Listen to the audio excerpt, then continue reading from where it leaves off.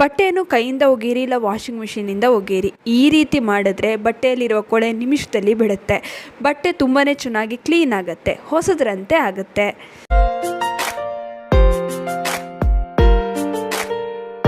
ನಮಸ್ತೆ, ವಿಭಿನ್ನ ಸಲಹೆಗಳು ಚಾನಲ್ಗೆ ಸ್ವಾಗತ. ನಮ್ಮೆಲ್ಲರಿಗೂ ಬಟ್ಟೆ ಒಗೆಯೋ ಕೆಲಸ ಒಂದು ದೊಡ್ಡ ಕೆಲಸ ಅಂತಲೇ ಹೇಳ್ಬೋದು. ಇನ್ನು ವಾಷಿಂಗ್ ಮಿಷಿನಲ್ಲಿ ಒಗೆದ್ರೂ ಕೂಡ ಬಟ್ಟೆ ಅಷ್ಟೊಂದು ಚೆನ್ನಾಗಿ ಕ್ಲೀನ್ ಆಗೋದಿಲ್ಲ. ಇದಕ್ಕಾಗಿ ಎಷ್ಟೋ ಜನರು ಮನೆಯಲ್ಲಿ ವಾಷಿಂಗ್ ಮಿಷಿನ್ ಇದ್ರೂ ಕೈಯಿಂದಲೇ ಬಟ್ಟೆನ ಒಗಿತಾರೆ. ಇನ್ನು ಕೈಯಿಂದ ಬಟ್ಟೆನ ಒಗಿಬೇಕಾದ್ರೂ ಕೂಡ ಅಷ್ಟೇ, ಬಟ್ಟೆನಲ್ಲಿ ಜಾಸ್ತಿ ಕೊಳೆ ಇರುತ್ತೆ, ಅಷ್ಟು ಚೆನ್ನಾಗಿ ಕ್ಲೀನ್ ಆಗೋದಿಲ್ಲ, ಉಜ್ಜಿನೇ ಸಾಕಾಗುತ್ತೆ. ಅದಕ್ಕಾಗಿ ನಿಮ್ಗೆಲ್ಲರಿಗೂ ಇವತ್ತೊಂದು ಸೂಪರ್ ಟಿಪ್ಸ್ನ ತಿಳಿಸ್ಕೊಡ್ತಾ ಇದ್ದೀನಿ. ಈ ರೀತಿ ನೀವು ಮಾಡಿದ್ರೆ ಸಾಕು, ವಾಷಿಂಗ್ ಮಿಷಿನ್ನಲ್ಲೇ ಬಟ್ಟೆನ ಒಗೀರಿ ಇಲ್ಲ ಕೈಯಿಂದ ಬಟ್ಟೆನ ಒಗೀರಿ, ಬಟ್ಟೆ ತುಂಬಾ ಚೆನ್ನಾಗಿ ಕ್ಲೀನ್ ಆಗುತ್ತೆ, ಹಾಗೆ ಹೊಸದರಂತೆ ಆಗುತ್ತೆ. ಇನ್ನು ನೀವು ಕೈಯಲ್ಲಿ ಬಟ್ಟೆನ ಒಗಿತೀರಾ ಅಂತಂದರೆ ಬಟ್ಟೆ ಒಗೆಯೋದಕ್ಕೆ 1 ಗಂಟೆ ಸಮಯ ತಗೊಳ್ಳುತ್ತೆ ಅಂತಾದರೆ ಈ ರೀತಿ ನೀವು ಬಟ್ಟೆನ ಒಗೆಯೋದ್ರಿಂದ ಸುಮಾರು 30 ನಿಮಿಷದಲ್ಲಿ ನೀವು ಬಟ್ಟೆಗಳನ್ನು ಒಗಿಬೋದು.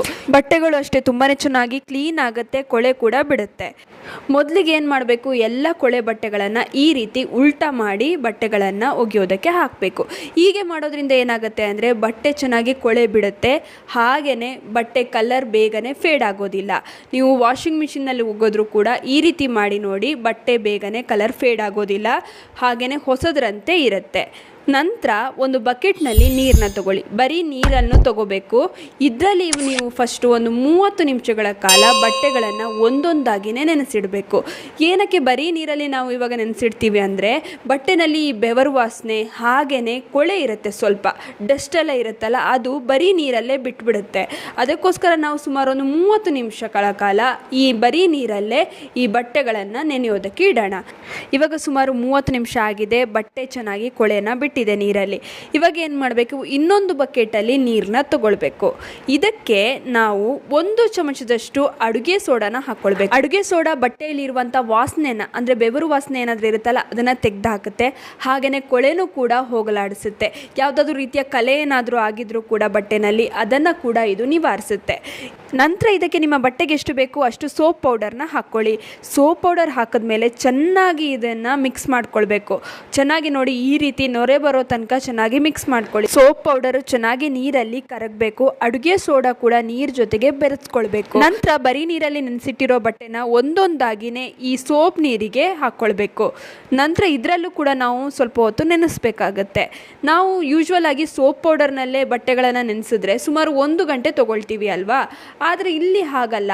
ಅರ್ಧ ಗಂಟೆ ನಾವು ಬರೀ ನೀರಲ್ಲಿ ನೆನೆಸೋದು, ಹಾಗೆಯೇ ಅರ್ಧ ಗಂಟೆ ನಾವು ಸೋಪ್ ವಾಟರ್ನಲ್ಲಿ ನೆನೆಸೋದು. ಈ ರೀತಿ ಮಾಡೋದ್ರಿಂದ ಏನಾಗುತ್ತೆ, ಬಟ್ಟೆ ಚೆನ್ನಾಗಿ ಕೊಳೆ ಬಿಡುತ್ತೆ. ನೋಡಿ, ಇವಾಗ ಈ ಸೋಪ್ ನೀರಲ್ಲಿ ಸುಮಾರು 30 ನಿಮಿಷ ಇವಾಗ ಈ ಬಟ್ಟೆಗಳನ್ನು ನೆನೆಯೋದಕ್ಕೆ ಇಡ್ತಿದ್ದೀನಿ. ನೋಡಿ, ಆವಾಗಲೇ ನಾವು ಬರೀ ನೀರಲ್ಲಿ ನೆನೆಸಿಟ್ಟಿದ್ವಲ್ಲ, ಎಷ್ಟು ಕೊಳೆ ಬಿಟ್ಟಿದೆ ನೋಡಿ ಬರೀ ನೀರಲ್ಲೇ. ಇವಾಗ ಇದನ್ನು ಸುಮಾರು ಒಂದು 30 ನಿಮಿಷ ಚೆನ್ನಾಗಿ ನೆನೆಯೋದಕ್ಕೆ ಬಿಡೋಣ.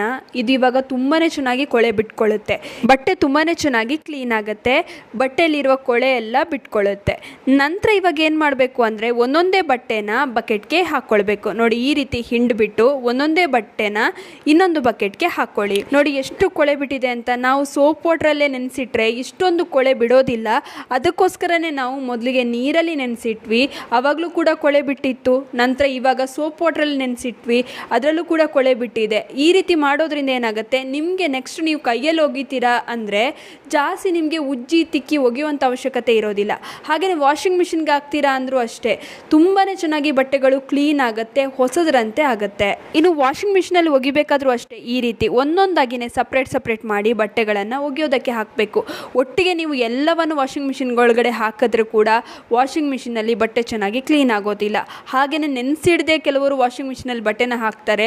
ಈ ರೀತಿ ಮಾಡಿದ್ರೂ ಕೂಡ ವಾಷಿಂಗ್ ಮಿಷಿನಲ್ಲಿ ಅಷ್ಟು ಚೆನ್ನಾಗಿ ಬಟ್ಟೆ ಕ್ಲೀನ್ ಆಗೋದಿಲ್ಲ. ಇನ್ನು ಕೈಯಿಂದ ಒಗಿತೀರಾ ಅಂತಂದ್ರೂ ಅಷ್ಟೇ ಅಷ್ಟು ಉಜ್ಜಿ ತಿಕ್ಕಿ ಒಗೆಯುವಂಥ ಅವಶ್ಯಕತೆ ಇರೋದಿಲ್ಲ. ಆವಾಗಲೇ ಹೇಳಿದ ಹಾಗೆ ನೀವು ಬಟ್ಟೆ ಒಗೆಯೋದಕ್ಕೆ ಸುಮಾರು 1 ಗಂಟೆ ತಾಗುತ್ತೆ ಉಜ್ಜಿ ತಿಕ್ಕಿ ಒಗೆಯೋಷ್ಟರಲ್ಲಿ. ಅಂದರೆ ಈ ರೀತಿ ಮಾಡಿ ನೋಡಿ, ನಿಮಗೆ 30 ನಿಮಿಷದಲ್ಲೇ ಎಲ್ಲ ಬಟ್ಟೆನೂ ನೀವು ಒಗೆದು ಬಿಡ್ತೀರಾ. ಅಷ್ಟು ಬೇಗನೆ ಇದು ಕೊಳೆ ಬಿಡುತ್ತೆ.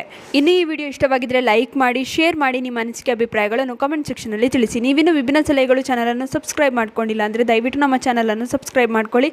ಹಾಗೆ ಪಕ್ಕದಲ್ಲೇ ಇರುವ ಬೆಲ್ ಬಟನ್ ಅನ್ನು ಕ್ಲಿಕ್ ಮಾಡಿ. ಧನ್ಯವಾದಗಳು.